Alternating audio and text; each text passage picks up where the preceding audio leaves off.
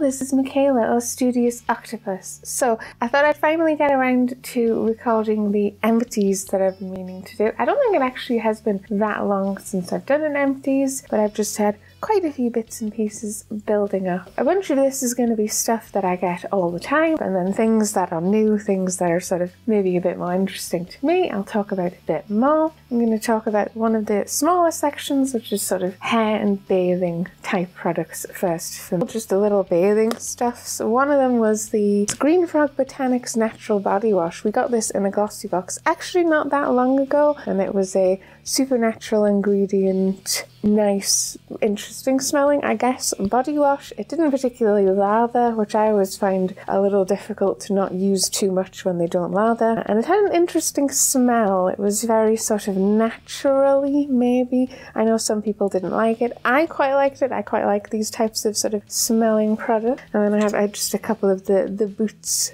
flavours of shower gel that I tend to get dirt cheap, like not even a £1 shower gel. Does what you want it to do. I always think the Boots own brand stuff is actually quite nice, but there's no need to linger on that. Hair stuff, I've got a couple of items from GlossyBox. So we had a co-wash here, which is sort of a conditioning shampoo in one go. It's a 2-in-1 shampoo, slightly nicer marketed, probably with slightly nicer ingredients. I think I actually just stopped using this. It isn't actually empty, but I didn't really feel like it was doing the right sort of stuff to my hair. I don't think it's something that's suitable for my hair type more than anything, so I stopped using it. Next up, I got a Valquer Ice Hair Mask Total Repair. It's like a super conditioning hair mask type product we also got from GlossyBox. I used this literally once and then stopped using it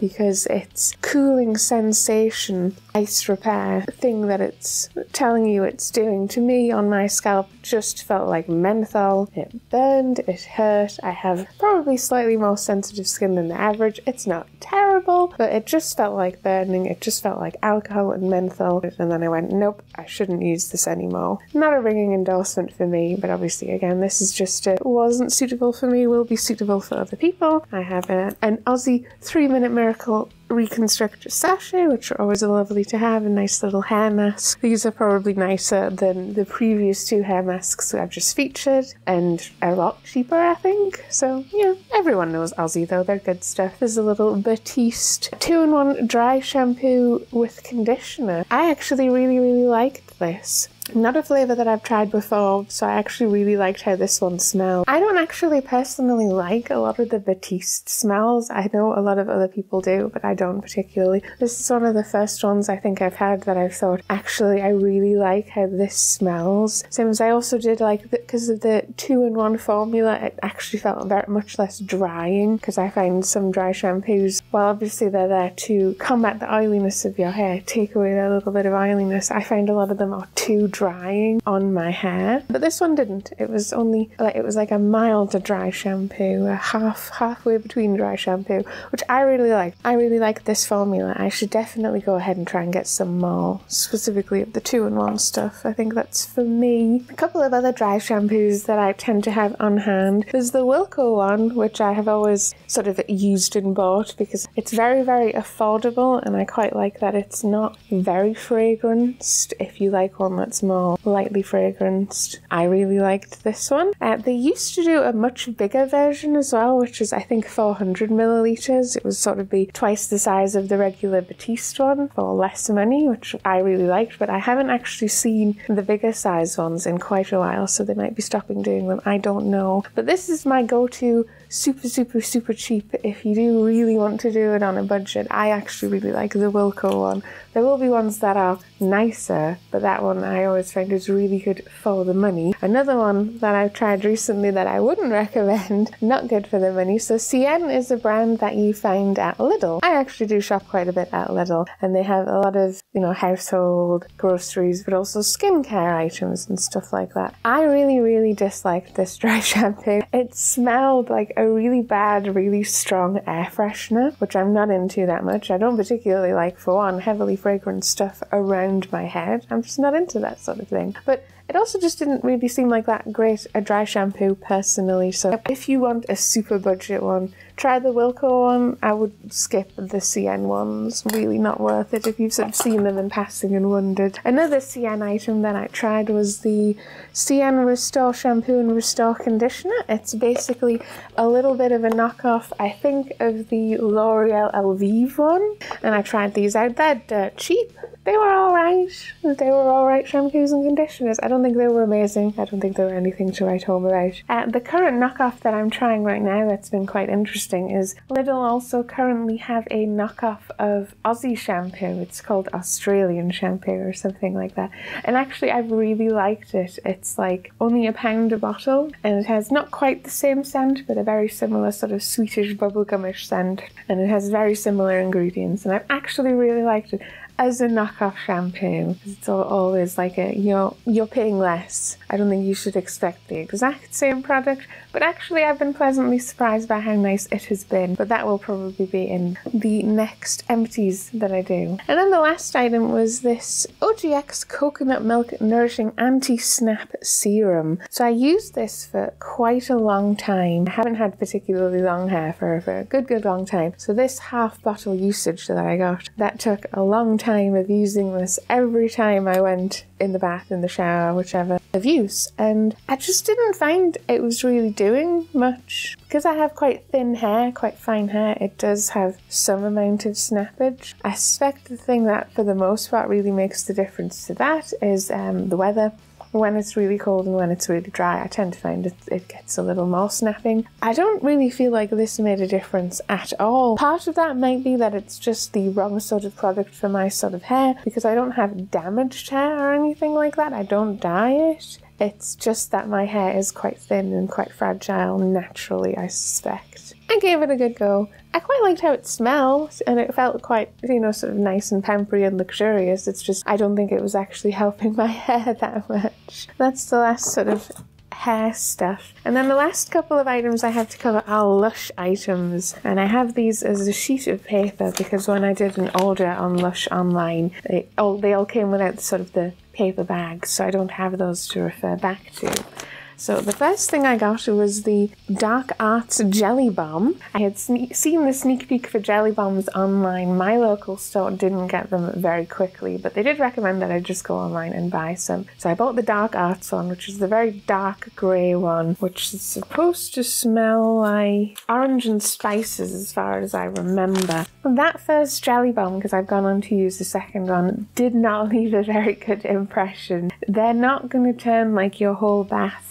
That one didn't turn my whole bath like an even slightly nice jelly consistency. What I found it did is I put it in, it fizzed for a bit and fizzed for a bit, and a lot of what was coming off of it were sort of clumps here and there and here and there and here and there, and then it's like a layer of sort of clumpy jelly residue had sort of built up around the bomb that it then couldn't fizz anymore and was kind of just sitting in the water, and it wasn't very pleasant. It was clumpy, it was like not a nice texture, and you could work the clumps and work the bath bomb and work it and rub it and rub it and work it in the water, and it would all break up, and eventually you could make a bath that was sort of a nice-ish consistency, but it still mostly felt like it was kind of weirdly clumpy, kind of not a pleasant experience. So it wasn't a nice introduction to jelly bombs, that one. I did not like it at all. The other things I got in this order is I got one of the new Rooting for Your Hair. It was a hair treatment. It's one of those ones that was on a stick, and you put it in a mug of hot water, and it gives you like a super conditioning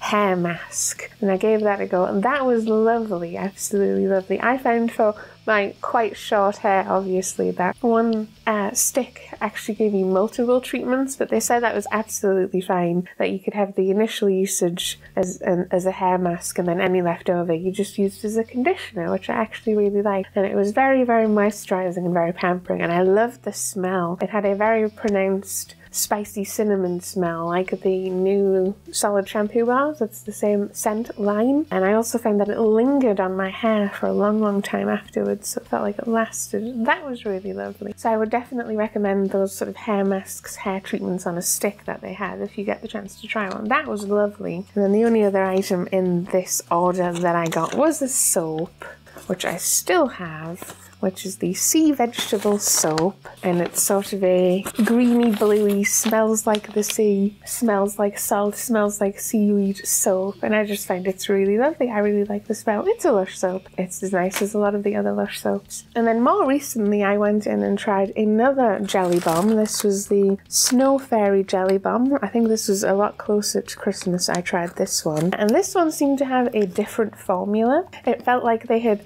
scaled back what was in it that made it jelly, so it fizzed a bit more, reliably, it broke down a bit more reliably in the bath. I think at the beginning, initially, it still did feel like it was a little clumping rather than dissolving into the water, but eventually, and with not really that much help from me, sort of the usual, like, you know, you swirl things around the bath a bit, it did actually all melt and fizz away into the bath. It did feel like the bath just had sort of a slightly silkier texture. It felt quite nice. It smelled quite nice. It was a much nicer experience than the first set of jelly bombs that they had done. So I don't think the jelly bombs are a lost cause, but I think certain ones of them are better. They're possibly working on making the formula a bit better, because I know they've had other people say they didn't really like them. So the Snow Fairy jelly bomb that I've tried was absolutely lovely, and I think if you want to try it, this is a better example than some of the initial ones that they did, if they still have them, in fact. And then the other bath bomb that I had was the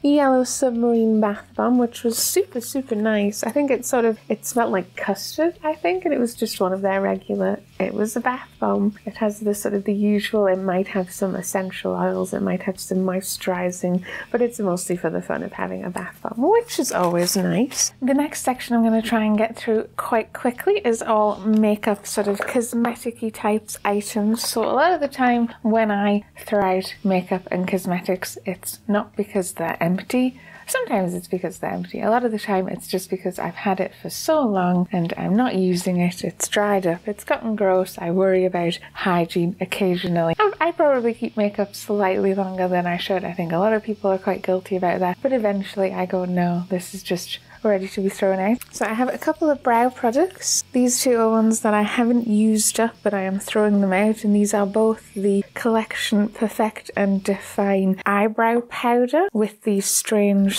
almost eyeliner tip style applicator that we got given in GlossyBox. One of these is much older than the other, and the problem is I didn't particularly like the product, the formula. I think if I'm going to use a brow powder anyway, I wouldn't use it in this style applicator, and I just don't particularly think brow powders are for me. I remember leaving not fantastic feedback, and they sent me the second one anyway, when I think a lot of people also got a repeat product. That obviously you don't really want a repeat product. That's not why you sign up for the service, and getting that second one actually just prompted me to throw out the both of them, because I'd still held on to this in the hopes that maybe I would use it, and I occasionally tried to, but I personally just go for brow gels, which is what this one actually is. This one is empty. It's so worn away, and this is actually the MUA, which I really like the formula. The thing I disliked about it is it comes with this quite big spoolie, which is sort of like a mascara sample size spoolie, and I found it was a little too big to really comfortably use on my eyebrows.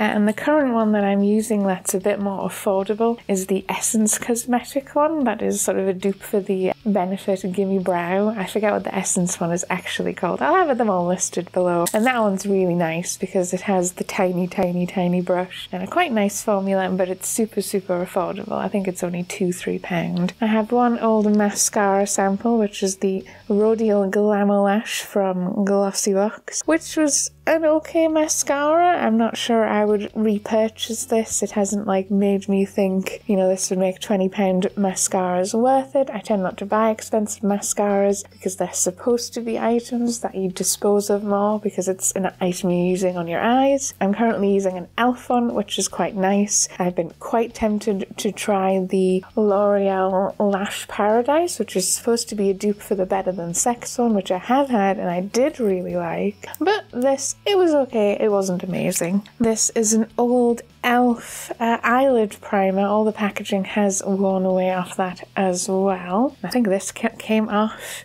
and I still have a little bit of product inside, but since I got the Cryolan primer, what I found is I'm just using that, and I know I've had this for quite a while, and with this sort of the sponge tip applicator, it doesn't feel quite as hygienic, so I figured it was quite an affordable product. I didn't like it as much, so I'd just get rid of it now rather than letting it sit and languish in the drawer, because chances are I'm just going to use the Cryolan one from this point onwards. And this is a sleek makeup item, I think.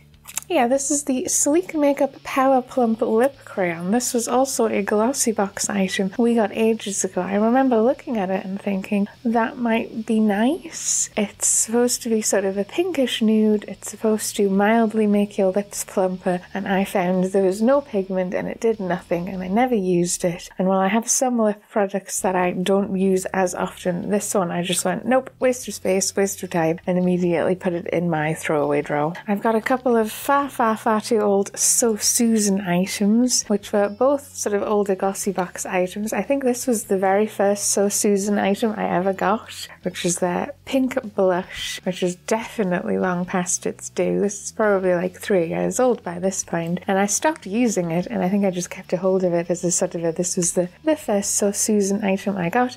And then this one is actually just broken, and this is a cream blush, and it's just sort of dried up, and I feel like they're not quite as pigmented as they were because they've dried out a bit, and I just feel like it's time to throw them out, which is a shame. I have a couple of other So Susan items. I've got some highlighters and some of their lip things. I think they're a quite nice brand, and I quite like a lot of the sort of ideas behind it, where it's supposed to be stuff that is generally good for your skin while being quite cute. The brands are quite cute as well. Some other face products in here that I'm throwing away. One of them is just a super old blush that I chucked in the bottom of a drawer that I completely forgot to throw out. This was also a GlossyBox item, and it's a all-in-one sort of here's the mirror, here's the puff, here's the product thing, and I didn't like it, and I didn't feel like it was very hygienic, and it also smells really bad. I think I used it in the video and then I never used it again. I'm just clearing out space for the new year, I suppose. We have a model launcher here. Again, I think this is just I got it in a GlossyBox. I used it once. I don't think it's suitable for people who are pale. They tried to give it to everyone as a one-size-fits-all type product. It doesn't. It's too dark for me. And another one again. This is the Valquer banana setting powder, which isn't like an inexpensive item. This is like £20 or something, I think. And again, they were trying to sell it as a everyone can use this, it'll work for everyone type product, and it did not. I am too pale. It made me look yellow because it is yellow. And this does wonderful things for people with slightly darker toned skin. It's not for pale people. And again, it's just a waste, just takes up room, so I'm getting rid of it. I have a couple of the lip balm items that I've gotten very recently. Both of these have a really weird aftertaste. As an update on that, what I've read online weirdly is that lip balms with SPF seem to more often than not have weird aftertastes, so it's maybe that. I don't know if other people have found that, but I don't enjoy using either of these. I have other lip balms that I enjoy more. I quite like the Nivea ones. I never seem to have problems with them having aftertastes. And then I'm getting rid of one old perfume, which is a very old Body Shop one, which I finally used up. And then before I get on to skincare proper, I'll do the face masks. Face masks this time is a little smaller than usual. They're all actually items from GlossyBox. So I have the, I think it's Theory of Volcanoes. It's the eternal dark volcanic face mask scrub thing. This was quite interesting actually. So you put it on as sort of a face mask and then you could wash it off and it would change colour, it would change texture, and it would go from a mud mask style face mask to like a facial scrub. I actually really liked it. I think what I said at the time is that it was a little pricey for the amount you got, which it absolutely is. There are probably cheaper alternatives you could buy, even just to doing a mud mask and using a facial scrub, but it was nice. Slightly gross. I think this was from quite a while ago. This was the little mud masky one, which said it was for pore refining, and I think this lasted me so long simply because I only used it on my nose, for my nose pores, which is why I kind of feel like I have the most invisible pores. I think that's common for a lot of people, so it just lasted forever for that reason. But again, it was a quite pricey mud mask. You can get much cheaper mud masks, and it's just in my empties because I finally used it up. And then I have two single-use ones here. This one was the Beauty Pro Black Diamond Peel-Off Face Mask, which I remember being a bit confused by, that we got a one-off sample in GlossyBox, but if you buy it, you get like 6 of these. And I remember thinking, why don't they just sell you like a single little tube or tub that you can just use? Because I always feel like those are a little less wasteful. I quite like the Boots do a lot of them. I'm currently using the Boots tea tray one and one of the Boots other ones, where it's just a tube of face mask and it'll have like 4, 5, 6, 7, 8 sort of applications in it depending on how targeted you use it, how much you use it. And I always find that those are kind of nicer in a way than the single use ones that are just gel. You could do 10 servings of this in a tub and maybe it would use a little less packaging, I feel. I don't even particularly remember that it was a particularly impressive mask. And then most recently I got a Boots Ingredients charcoal and willow bark face mask, and as I said at the time, I really like these. They're super affordable for sheet masks. They tend to only really do 1 or 2 things. They're not doing a lot, but I find that they're nice value for money. They don't upset my skin, and for a sheet mask, because obviously what I've just said, I like to buy masks in tubes because I feel like that's less packaging and you get more use out of it. For a sheet mask, I feel like these ones come with the least amount of packaging. Inside is just the cotton sheet mask. There's no extra layers of plastic inside this bag. So there we go, that was the face masks. Not a lot of them. I think I fancy doing a bit more face mask stuff maybe for the new year. And then the last section is skincare stuff, which is usually my biggest section. Most of the big items are stuff that I buy myself, and a lot of the little items are things that I've gotten off GlossyBox. So one of the things I did last year was try out the Boots Simply Sensitive line. I've got the Boots Simply Sensitive Day Moisturiser, Simply Sensitive Cleansing Wash, another moisturiser, the Simply Sensitive Cleansing Lotion, which is sort of an alternative to, you can either use it as an alternative to the sort of more gel cleansing wash, or you can use it as a makeup remover. And then I had the deep cleansing mask. So for the most part, what the line is sort of a Boots own slightly more affordable dupe of the Simply Kind to Skin line. It has a lot of a similar sort of put together look, the white and green, and it has a lot of the same sort of things that it says it does. Very simple, very straightforward, few ingredients, free of a lot of the things that are bad for people with sensitive skin, and they have quite a large line already as well still. So I actually did quite like, for the most part, the products in the tubes. They're all very similar. I think with the moisturiser, what I felt like is it felt a little bit more like an SPF than the Simply one that has a little bit of SPF in it. But for the most part, it's a very comparable line. And I think the main thing in a lot of ways that did actually bug me is these screw top containers are kind of slightly less nice to use than something with just a cap. So if that bugs you, I guess that's really one of the things that I only felt like was super different. And alongside that, it's that the line isn't like half price compared to Simply. It's a bit cheaper compared to Simply. So I don't think you're making a significant saving. You're making sort of a saving, but a lot of the time you can get the Simply Kind Skin line anyway when it's on sale, when it's on 2 for 3, and they're fantastic value.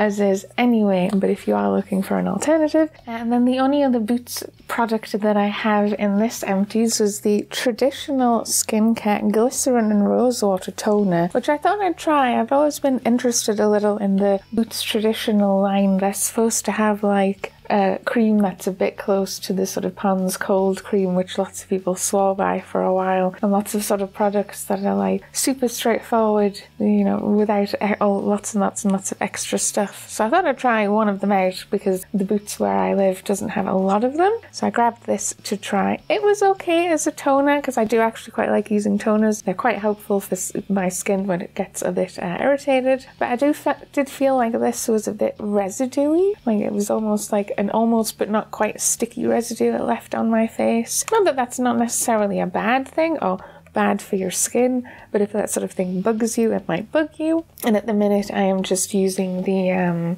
Simply Kind Skin toner. I got one of their deluxe size toners that they do now. And the other brand that I tend to buy a lot of skincare wise obviously is Nivea. I mention that quite often. I think this is just an item that I got in a set. It's the in shower body moisturizer wash combo thing, so you can use it while your skin is wet and it sinks in, all of that other stuff. I wasn't really that impressed with it. I'm not sure it's particularly that much of a time saver over traditional standard body lotion, which is what I'm using now. But like I said, I got this in a set and I was just using it up to use it up. And then there's Nivea Soft, which is pretty much my go-to. I have something that's a bit dry and need a moisturizer. This is the one that I love to use rather than the traditional Nivea cream. I don't like that so much. I find it's a little thicker, a little oilier, whereas this works just the right amount. And then the last big item, which again is something that I buy all the time, this is the Soap & Glory Sugar Crush Body Buttercream. It's my favourite flavour by them. It's that sort of sweet but not too sweet. It's limey, it's got sharp notes, it's a little bit more unusual. This is my favourite scent that they do. I hope they don't ever get rid of it. And this is also sort of where I put the perfect price point, I suppose, and perfect brand for body butters, because I always find the Soap & Glory ones are super nice and they last for ages, but they're not ridiculously expensive. I've tried a couple of slightly more expensive brands and just always felt like it's not as good as the Soap & Glory ones. Why am I going to bother buying it? This is like my fourth one and I'll probably get another one. So that was all of the full-size items that I bought myself, and then now we just have lots of little bits and pieces from GlossyBox over the months gone by. I have an old delicious lip balm from the brand Lollipops Paris. It was just a clear lip balm, wasn't that impressive. Himalayan Herbals Gel Face Wash. It was interesting to try this because I think it's sold as an alternative to tea tree and things like that. It was nice enough, but I actually quite like either the simple line where it's sort of just really plain moisturizing cleanses, or I actually quite like tea tree. The Boots tea tree line is quite nice as well. So I don't think I would go out and get it again. I had a This Works In Transit Camera Close-Up sort of moisturizer primer all-in-one type product, which was super nice, but with a lot of these items I always feel like they're not worth it so much. It was nice enough, it was moisturizing, it was priming. All these lip balms come in such hard to read packaging. The super bright white never really shows up very well on camera, which is a Organic Pharmacy lip balm. It was alright. It was again just kind of a clearish lip balm, nothing to write home about. The last moisturiser was a Caudalie sample of their sort of moisturising whipped sorbet. Now I remember talking about this one and thinking the actual formula was lovely. It was light, it was soft, it sunk right under the skin, but the thing I absolutely hated about it was it really smelled very strongly. It had a lot of perfume in it. The natural ingredients smelled that strong, which I never particularly believe of heavily perfumed items. I always think that's added perfume to make it smell like that, which I'm never convinced is really particularly good for the skin of your face, or at all if you have sensitive skin like I have. So I just found that the smell of it was really overwhelming, and if there are other sort of facial moisturizers are like that, it's not particularly a brand that I think is for me.